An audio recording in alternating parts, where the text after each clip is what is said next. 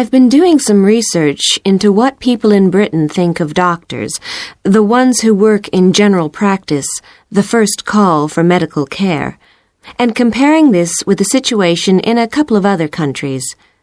I want to talk about the rationale behind what I decided to do. Now, I had to set up my program of research in 3 different countries, so I approached postgraduates in my field in overseas departments, contacting them by email to organize things for me at their end. I thought I would have trouble recruiting help, but in fact, everyone was very willing, and sometimes their tutors got involved too.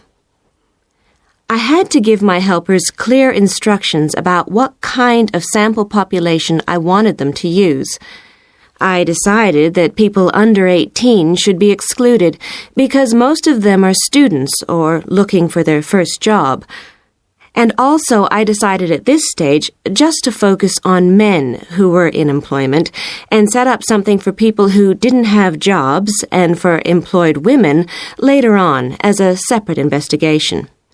I specifically wanted to do a questionnaire and interviews with a focus group. With the questionnaire, rather than limiting it to one specific point, I wanted to include as much variety as possible. I know questionnaires are a very controlled way to do things, but I thought I could do taped interviews later on to counteract the effects of this.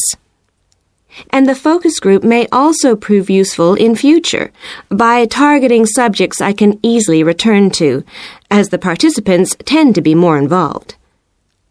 So I'm just collating the results now.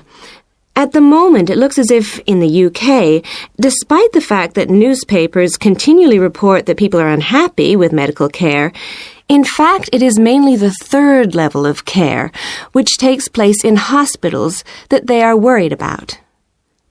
Government reforms have been proposed at all levels, and although their success is not guaranteed, long-term hospital care is in fact probably less of an issue than the media would have us believe.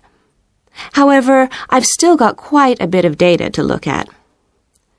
Certainly, I will need to do more far-reaching research than I had anticipated in order to establish if people want extra medical staff invested in the community, or if they want care to revert to fewer but larger key medical units.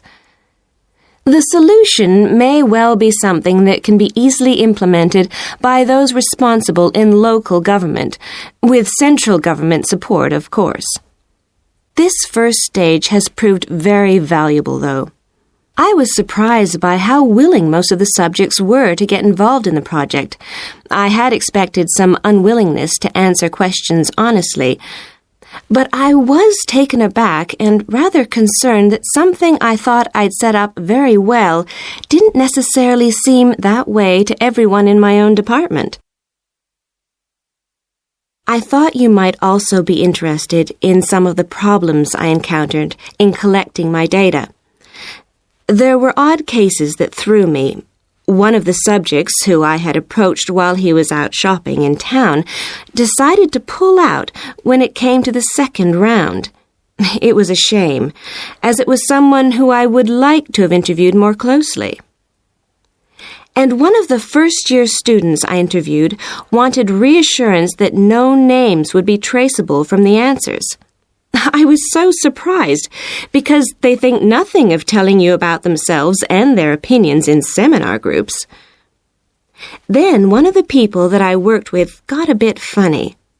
The questions were quite personal, and one minute he said he'd do it, then the next day he wouldn't.